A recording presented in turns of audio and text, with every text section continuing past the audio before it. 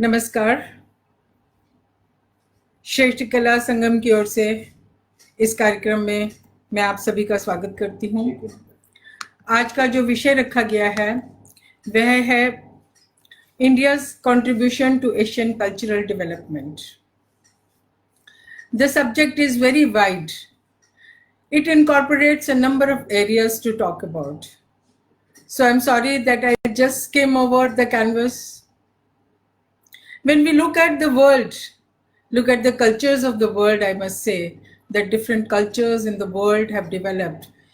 In different countries, in different regions, in different geographical situations, under different circumstances, India has also developed its own culture. On the banks of the rivers, it is a culture that has been developed by the rishis, by the sages, the visionaries. They meditated on the banks of the rivers under pure blue sky. They developed a culture which gave a purity of mind, which gave us open-mindedness. Today, in the age of scientific and technological development, humanity is facing a number of problems which were not there before. So, what are the different ways to find solutions, and why these kind of problems were not there at that time? It's a big question. Standing at the threshold of the imbalance of the bio and the technological sphere, when there are natural disasters, people are hungry for power, living under threat of misuse of nuclear power, war, terrorism, and all those things. So in this age, I wish to turn over some pages of the history when India was the cultural leader of the world. How Indian culture traveled to the world, how our sages, our acharyas, our rishis, our traders, they traveled abroad. What kind of history do we have? The history of traveling abroad starts with Ramayana, with Katha Sarit Sagar. There are a number of stories in the Jatakas and so on. All this started dissemination of Buddhism, dissemination of Indian culture to the countries abroad with Emperor Ashoka.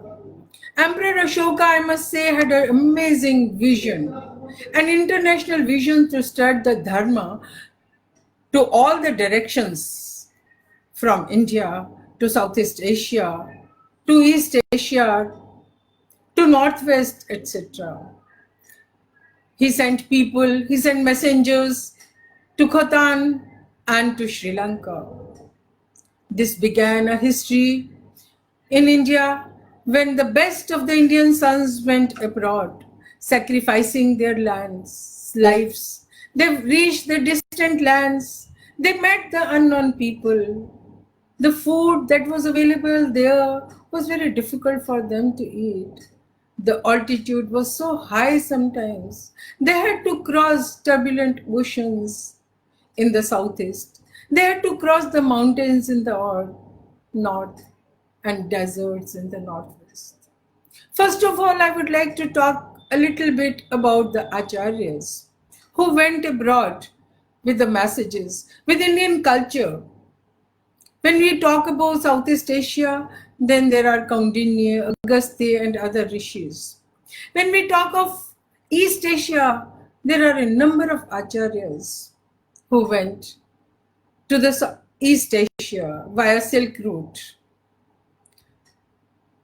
It's a great opportunity to study all of them from the Chinese historical chronicles, from the dynastic records, dynastic histories.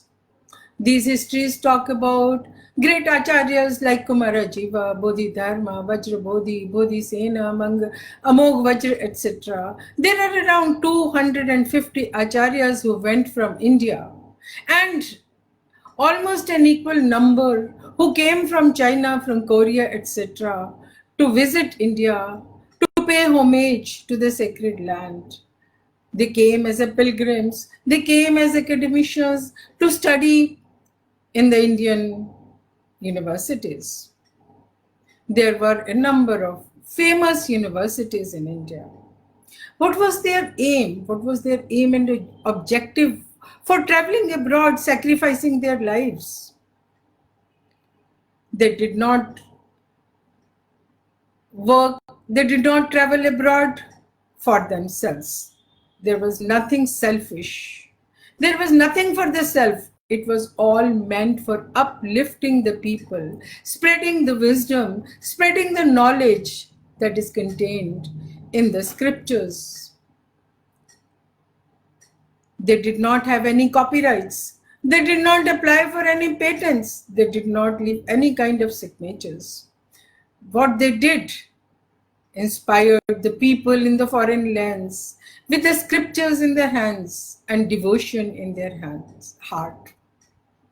All that history of the first millennia, unfortunately, has gone into amnesia. It is almost forgotten in India. It is not much taught in our schools or colleges or universities. There is a long history how European scholars worked and discovered and told the world about India's cultural contribution to the world. For example, French people were working in Cambodia, Dutch were working in Indonesia, Britishers were working in India, and going to the other parts of Asia. Hungarians discovered Tibet. So Western scholars have a lot of work done in this area, exploring the Indian linkages with other Asian countries. Thousands and thousands of documents are scattered all over the world. They are eloquent in their silence, telling the tale of India's role in the cultural development of Asia. First of all, I would like to say a few words about what is culture. Culture is a way of life that nourishes and nurtures the hearts and the minds. But our culture went abroad. It was assimilated, it was absorbed without demeaning and destroying others. It is not a way of life, just the way of dressing or entertaining or eating, our habits and all these things. It's something beyond that. Culture means philosophy also. Greeks had admired India as the source of philosophy. Lucian said that the goddess of philosophy first descended upon the Indians, that was the mightiest nation upon earth. On this occasion, I would like to talk about, just quote, I think, from a French professor, Professor Sylvain Lévy, who wrote about aura and ambience of Sanskrit and Indian culture. Quote, "Mother of wisdom, India gave mythology to her neighbors. Mother of law and philosophy, she gave 3/4 of Asia, a god, a religion, a doctrine and art. Thailand and Cambodia are main recipients of this culture.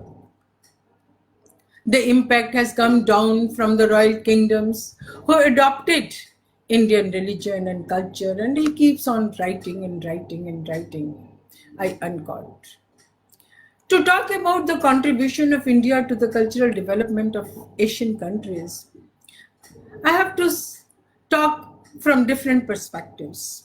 When I say different perspectives, I don't divide. There is no line dividing these perspectives. They just overlap and they are interlinked. So they are physical, intellectual, aesthetical, ethical, and also spiritual. All these aspects, they condition the minds of the people. Conditioning of mind plays a key role in a life of a human being. Conditioning of mind is called sanskaras in Indian system. What is sanskaras? Sanskaras are the ought values. So I just skip this and I come to the first to the physical aspect of culture and its impact on the Asian countries. Most of the countries in Southeast Asia, the people were not writing. They did not have a script. They were non-alphabetic people. They were not writing people. When Indians reached there, they adopted the Indian scripts like Pallava, Grantha, scripts in Sumatra, Java and Bali, etc. Thai alphabet was invented by their king Ramakheem.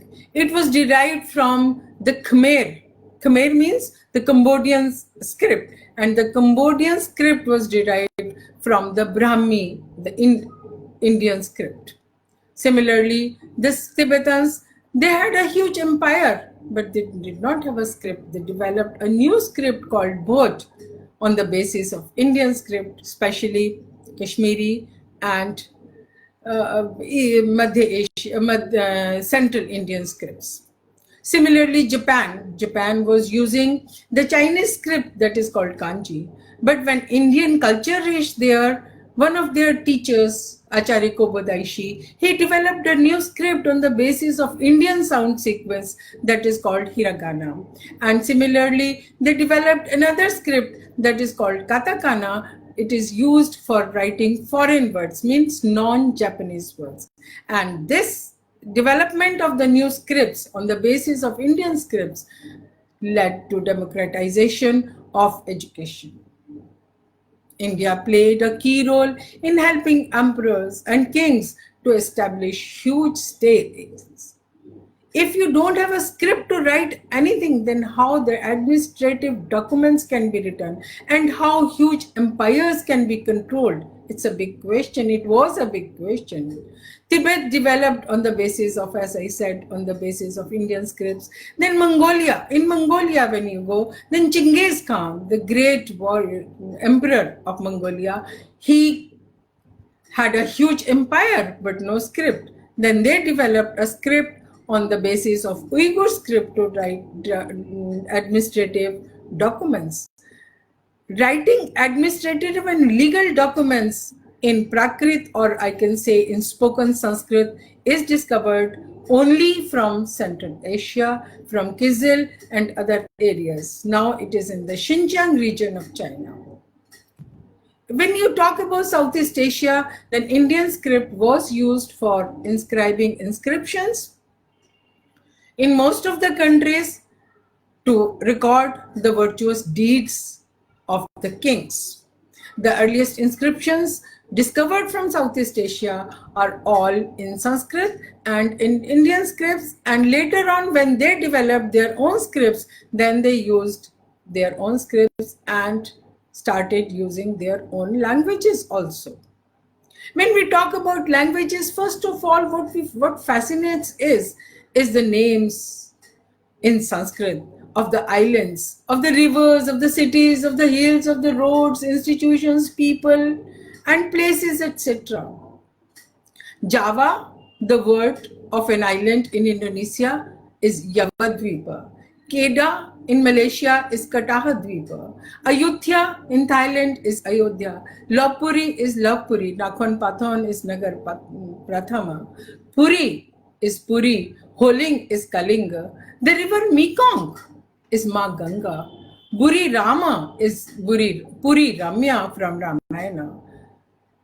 Other similar examples can be given as Narikela Dvipa, Karpura Dvipa, Kanchi, and many others. River names of the rivers.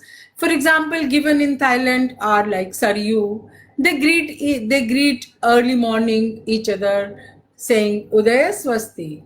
In Indonesia also, when a person starts writing any of the manuscripts, the first sentence he writes is Om Avignamastu.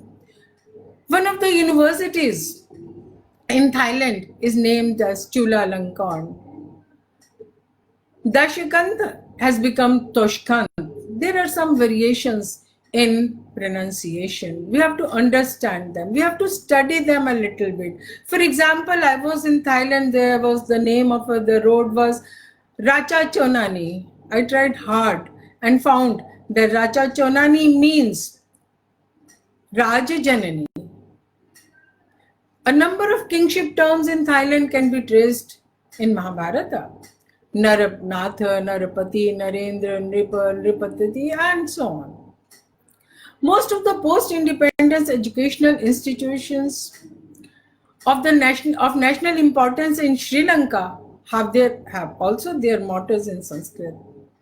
University of Colombo, the motto is Buddhi Sarvatra Virajate. They pronounce Virajate as Brajate. The University of Mortova, Vidyaiva Sarvadhanam. So something, it goes on and on. Let me talk about, when we are talking about the physical culture, let me say a few words about the festivals. Festivals play a very important role in our lives. Festivals will colors in the life. When we study the festivals and commonalities between Indian and Asian festivals, you will be fascinated to know that Sharad Purnima is celebrated in Korea. Diwali is celebrated in China, but as a part of New Year. The lighting of diyas are replaced by lanterns. Holi is combined in Thailand with New Year.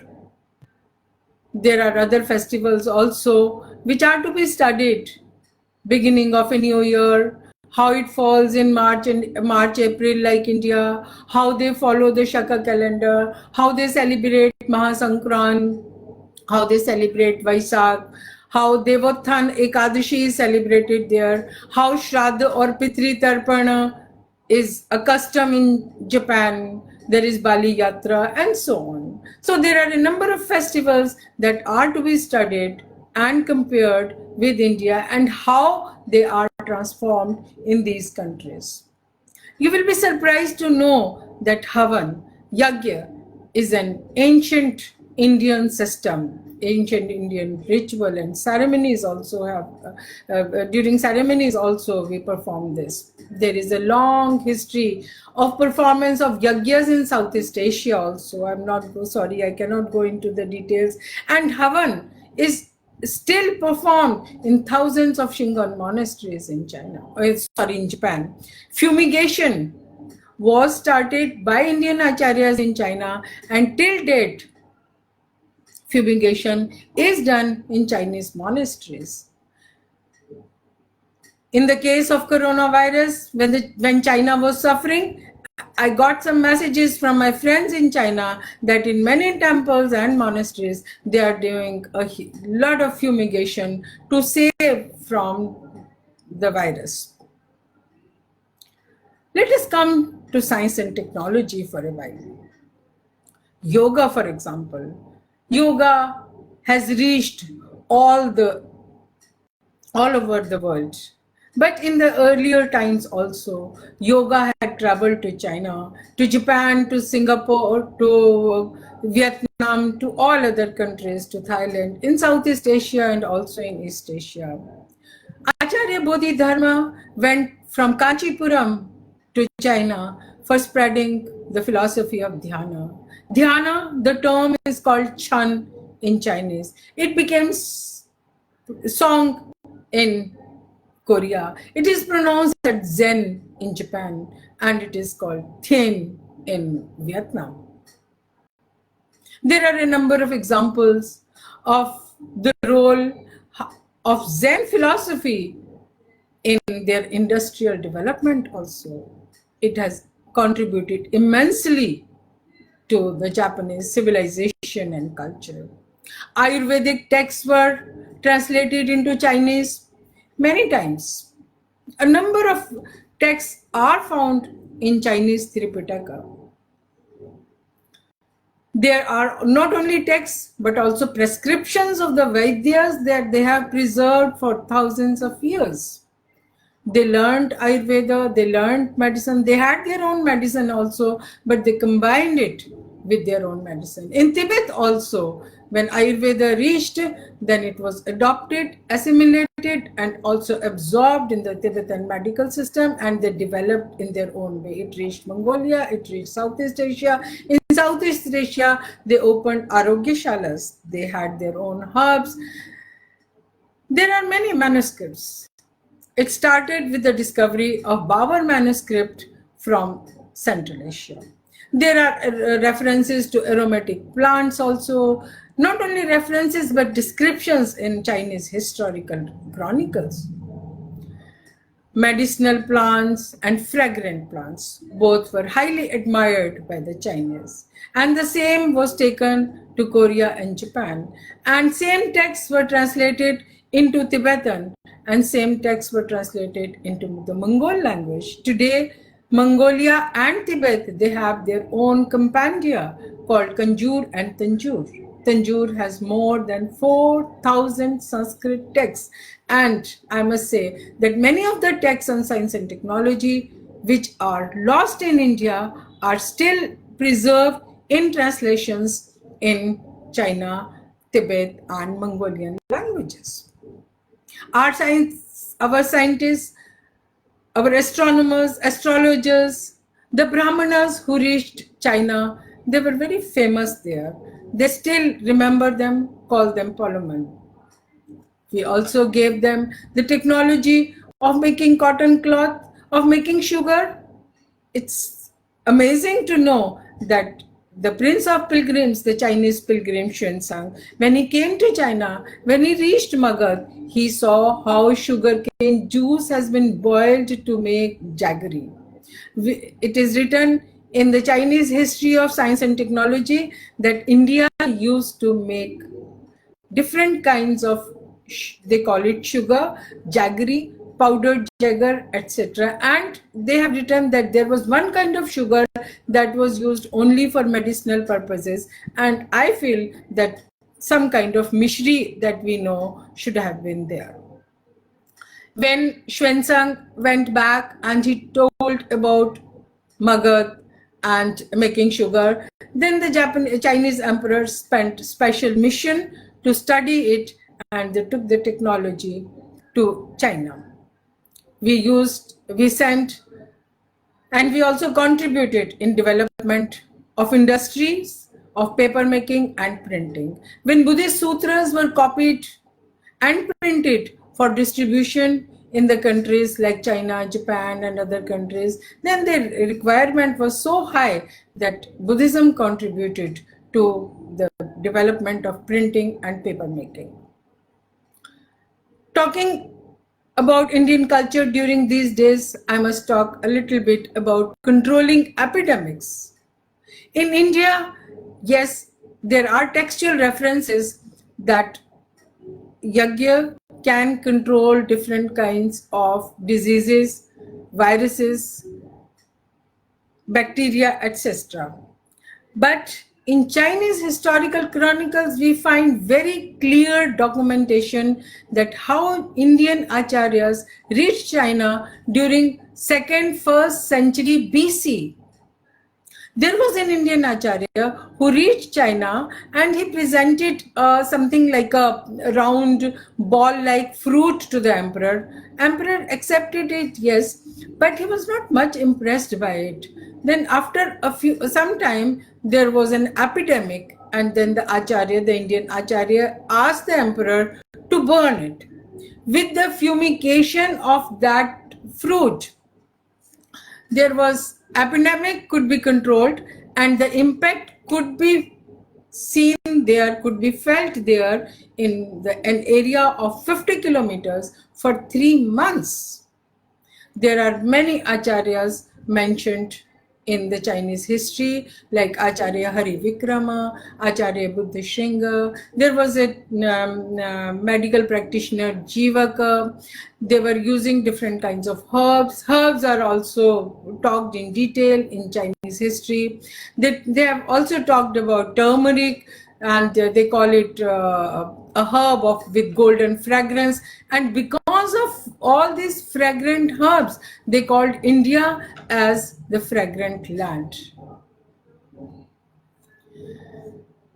So much, a lot can be talked about science and technology spread in China, and from there how it went to other countries, and also from Tibet to Mongolia. Let's go back again to Southeast Asia, where Ramayana and Mahabharata permeated into the lives of the people. Garud and Hanuman were found They found a place in the military standards called Jai Patakas in Cambodia at the time of King Kaundinya II.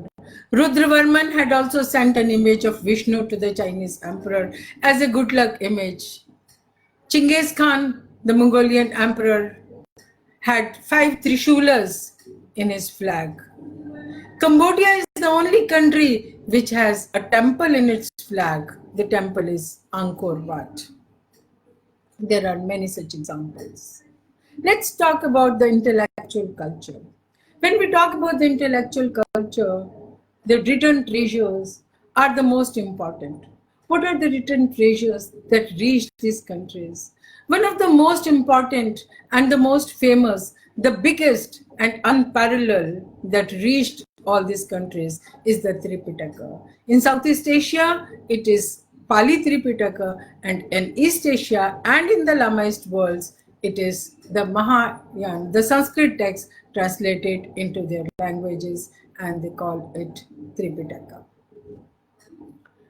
Translations were taken as huge projects by the Chinese. Chinese emperors used to send special missions to India.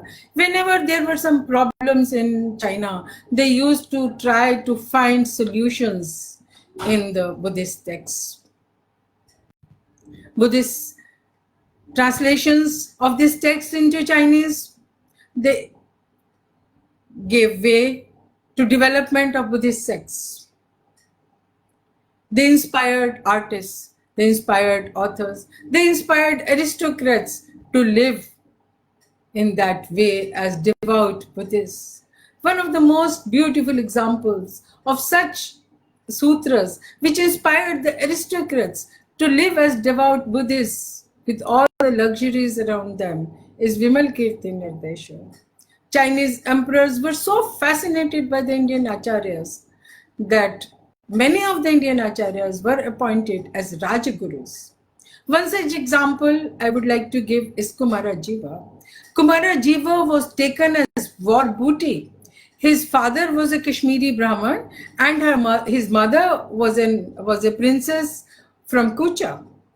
And he was so famous because of the knowledge that a Chinese mission with 70,000 soldiers took away as war booty. And finally, he was appointed as Rajaguru. China's also sent a mission to Vietnam when they came to know about Indian texts available there, and they took away 1,352 texts, Sanskrit texts, from Vietnam to China.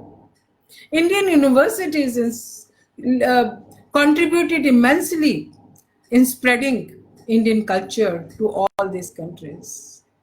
World-renowned universities like Nalanda, Vikramshila, Odantpuri, Takshila, even Sanchi, they are all in ruins today. Thousands of students used to come from all over the Buddhist world to study under the Indian acharyas. They used to study here, learn Sanskrit, study the philosophical texts, texts on sacred and secular sciences, and carried them with them. Many cities became famous in all these countries. Kashmir was a cradle of culture. It disseminated Indian culture abroad. Ramayana and Mahabharata were so common all over Asia.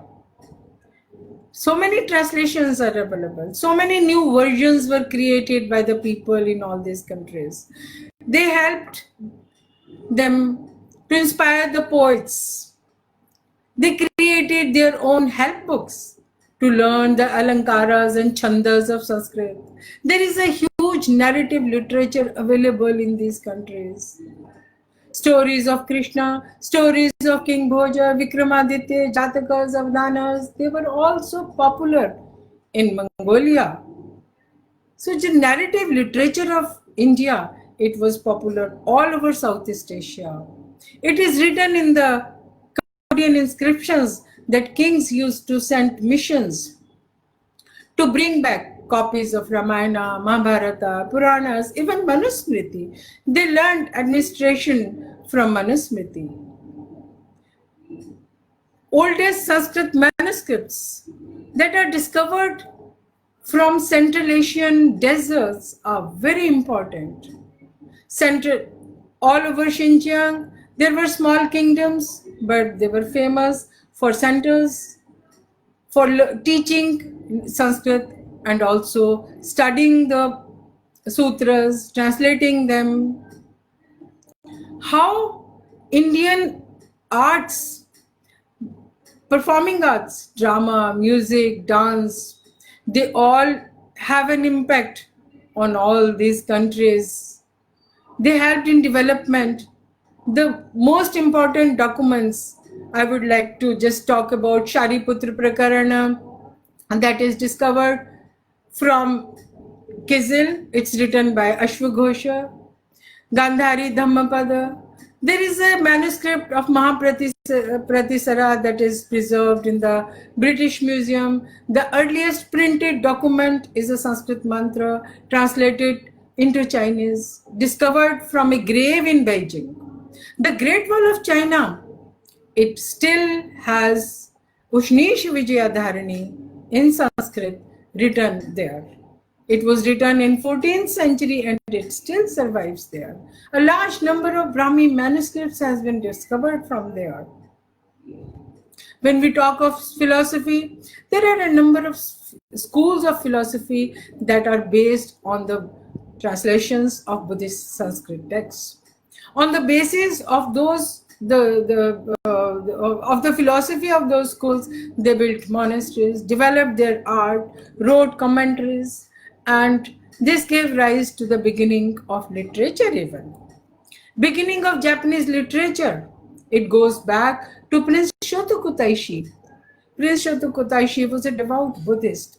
He wrote commentaries on Vimalkirti Nirdesha Sutra, on Saddharma Pundarika Sutra, on Srimala Singanada Sutra. He used to deliver lectures, and he is the one who laid the foundation of Japanese literature. He is the prince who drafted the first constitution of Japan that is called 17 Article Constitution. It is based on the Buddhist philosophy of Sarvajana Hitaya and Sarvajana Sukhaya. It is based on the philosophy of Panchashila. Dharma gave a basis to polity, and sutras played a key role in politics. And emperors derived ideals from them. It was the first time when Indian culture reached all these countries that power was combined with virtue. Indian literature became so popular in all these countries. It's amazing to know that grammar by Panini, who is supposed to be the best grammarian of the world, was available. Not only available, it was so popular in Mongolia. It was popular in Cambodia. The Cambodian inscriptions tell about the story of kings who knew Panini. There is a Tibetan manuscript that has been discovered. Many grammatical texts are included in their compendia. Once I was searching the catalogue of Tanjore, the Tibetan compendia of Buddhist sutras, and I found around 49 texts and tried to find them in India, but most of them are not known in India. There are 1 million manuscripts preserved in the Mongolian National Library. Thousands and thousands of manuscripts and fragments of manuscripts have been discovered and preserved so carefully in the European collections, in government museums, and in private collections. No other language than Sanskrit has such a rich heritage. When we talk about the aesthetic and the ethical culture, we have to know that refinement of taste and refinement of personality is the most respectable in the world. In Sanskrit we say Sahitya Kala Sangeeta Vihina Sakshat Puchha Vishanahina. A man without any kind of arts is like an animal. What is the difference between a man and an animal? The only difference is that man can think. The term Manushya and man in Sanskrit both come from the Sanskrit root man. Man means to think. So Manushya, human beings, as human beings, we have the power to think. We have the power to follow the transcendental values. We have the power to be devas, to be divine in this life as a human being. We have the power in this body to nurture and nourish the values, the odd values that can establish peace, harmony, compassion, love in the world. So this refinement of personality, it comes from performing arts also, like dance, music, and drama. It's amazing to know that fragments of Abhigyan Shakuntal have been discovered from China. There are a number of scenes of Sanskrit plays painted on the walls of caves in China. China painted a large number of cave complexes. They took the styles, they took the techniques. A special mission was sent by a Chinese emperor to bring back, to copy the murals from Indian caves. Unfortunately, Xuan Wangse, who came as the head of the mission, he died in India, but later on the Chinese sent another mission to bring back all the copies to China, what he has done.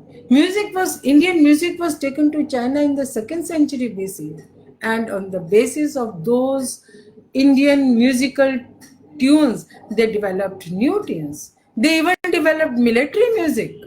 Acharya Bodhisena, an Indian Acharya, who was in Vietnam, and he was so famous that he was invited for Pran Pratishtha of the great Buddha statue in Nara called Daibutsu in Todaichi Monastery. When he went for Pran Pratishtha of that statue, he took dancers and musicians with him from Vietnam to China, and impact of that music and dance, Indian music and dance, still survives in China and Japan. When we go to Indonesia to find the impact of Indian dance and music, one can see beautiful panels. The most important I would like to talk about are the Karanas engraved on the walls of the great Prambanan temple. Pramban is the largest Shiva temple of the world that is built in Java in Indonesia. There are panels of dance and music on the ruined temples of Vietnam. There are deities of dance and music painted on the walls of Tunhuang. In China, Tunhuang are the most famous group of cave complexes in China. There are many others also. In Horyoji Monastery in Japan, also they are painted on the walls. Many other places, many examples can be given how these deities of dance and music come flying down from the heaven, because dance and music was a divine art in India. When we sit for puja, when we sit for offering prayers, and then we keep 5 kinds of things: Panchopachara, Pushpa, Dhupa, Deepa, Gandha, and Naivedya. So there are deities of Panchopachara bringing all these items from the heaven to offer to the divine beings. So there are the 5 goddesses of dancing, 5 goddesses of music. They come down, fly down as heavenly beings, heavenly angels, heavenly musical instruments producing nada and anahat nada float in the beautiful paintings of Sukhavati, painted on the walls in China, painted on the scrolls in Japan. Let's talk a little bit about visual arts also. Visual arts include architecture, sculpture, and painting, mainly panel art also. When Indians reached their temples taught grandeur, there was a shift from tomb culture to temple cultures. The energies of the empires were diverted from building of tombs to building of temples, monasteries, and stupas. That gave rise to creation of wonderful monuments, temples all over Asia. Let me talk a little bit about Prambanan, the largest temple of Shiva, about Borobudur, the largest Buddhist monument, about Angkor Wat in Cambodia, about Gyanse in Tibet, about Lungmen and Yunkang and many other places in China. Can we imagine today that Borobudur, how Borobudur was built originally? When UNESCO took it as a project to reconstruct, to restore Borobudur, they were putting off stone by stone, marking them, numbering them, putting so that they could be put back as they were originally. But UNESCO tried it 3 times. It had to dismantle it 2 times. But finally, what they created was not exactly what it was originally built there. With all the modern techniques, styles, systems, we could not rebuild Borobudur. These are unparalleled. These are actually the wonders of the world. They house, they enshrine uncountable statues, from tiny bronzes to colossal images, old and new. Even new temples and monasteries are also building, creating in large numbers because people need values. People need dharma. People need art values to have peace of mind, to be relaxed, to fight from problems of the world. Some colossal images, large number of statues were destroyed. For example, Bamiyan, the huge Buddhas were destroyed there. They live still in the memories of the songs and poems of the Afghan people. It was their heritage.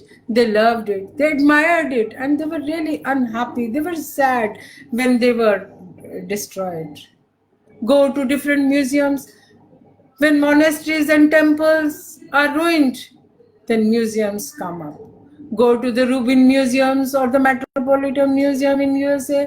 Go to Museum for Asiatische Kunst in Germany or other many European museums holding Asian collections. What do you see there? What they have preserved so well, so meticulously. Look at these images, look at these statues. They smile at you, they look at you with utmost grace, with utmost grandeur, compassion, love. They look so fearful, sometimes fearful because they are guardians, and most of the times they are peaceful. There are gods and goddesses, there are guardians, there are bodhisattvas and buddhas, there are arhats, even acharyas, and so on. There are powers. In India, we worship 3 kinds of power. 3 kinds of power are important for any of the states. Saraswati for intellectual power, Lakshmi for financial power, and Durga for political and military power. When Indian culture went to these countries, this pantheon also went there, and it is still venerated there. I just give you one example from Japan. They still worship Saraswati and Lakshmi. They celebrated a festival, and still it is on. It's called Kichijogaka.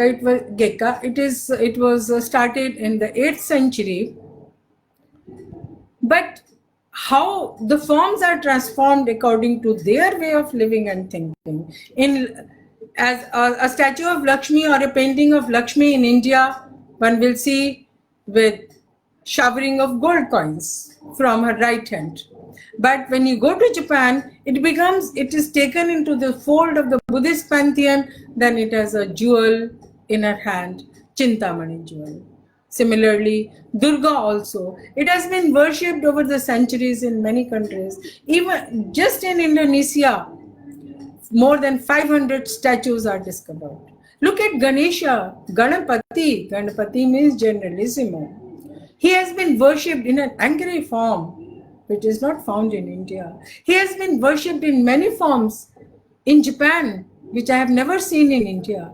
There are forms in Mongolia also. They have worshipped Indra, Agni, Yam, Varun, Niriti, Prithvi, etc. in many forms in Japan over more than 1000 years in all the Shingon monasteries. Walls of these temples and monasteries are embellished with the paintings and engravings. They inspire a devotee who comes, who visits them to follow the path of Dharma. Can you imagine that the walls of the Nuang caves, the paintings in the walls of the Nuang caves run into 25 kilometers. Large number of monasteries have already been destroyed in Central Asia. Whatever they have discovered from the ruined monasteries, the treasure that was preserved under sand is amazing. Many of archaeologists from Germany, France, Spanish, Spain, Japan, Russia, and British India, they explored, they went, they dug the sand-ruined monasteries and found large number of artifacts, large number of manuscripts from there, and have collected them. And they are working, doing research on them amazingly. A German team,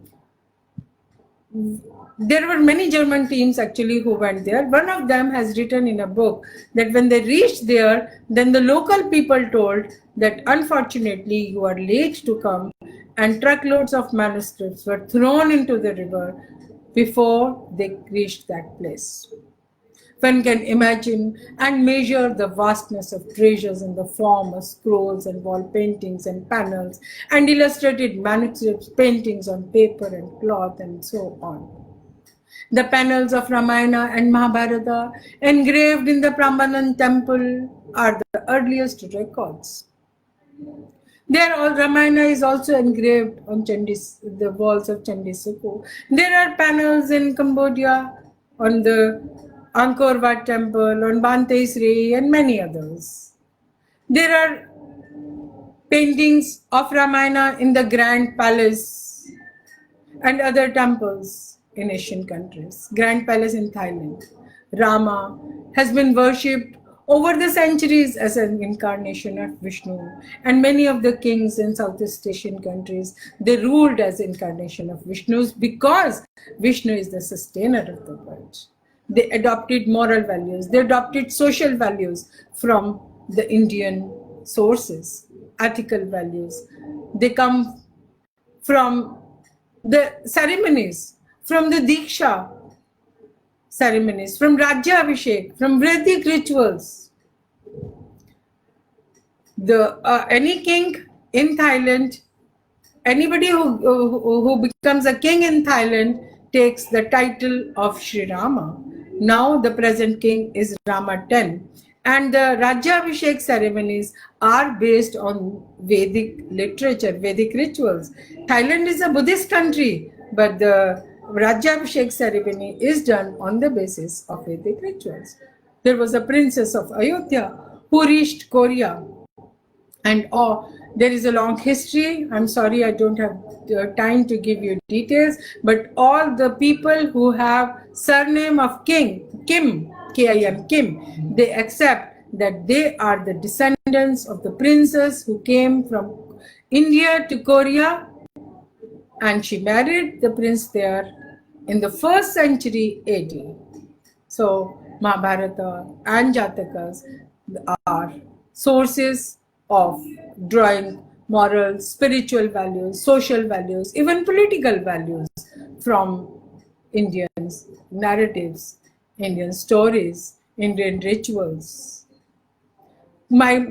Something comes to my mind is Avdan Kalpalata. Avdan Kalpalata was written by a famous author in Kashmir, but it was given a pictorial form by Tibetans and by Chinese.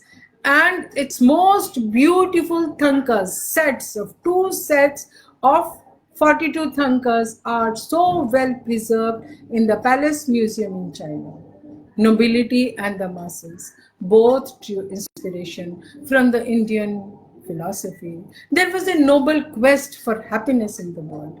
They wanted to improve the quality of life.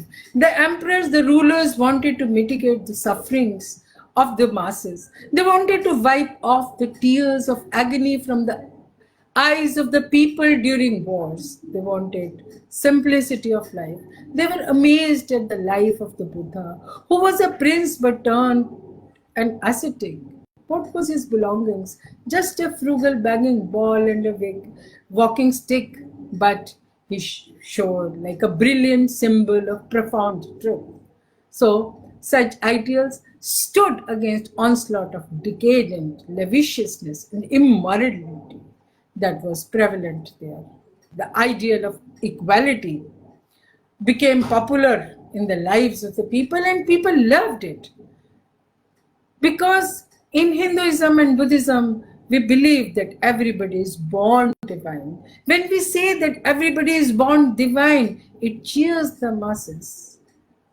It gives equality, a sense of equality, a sense of same standard. They gave ideals of loving kindness. They gave ideals of compassion to the minds of the rulers. Ahimsa became so popular that many of the Chinese poets and artists, they took inspiration from it. There are festivals, special festivals for celebrating Ahimsa. Doing good was always an ideal for these countries because of the concepts of Papa and Punya. The Indian concept of Papa and Punya, it was so much admired in all these countries. It gave them values. It gave them a balance in the society. That is the most important.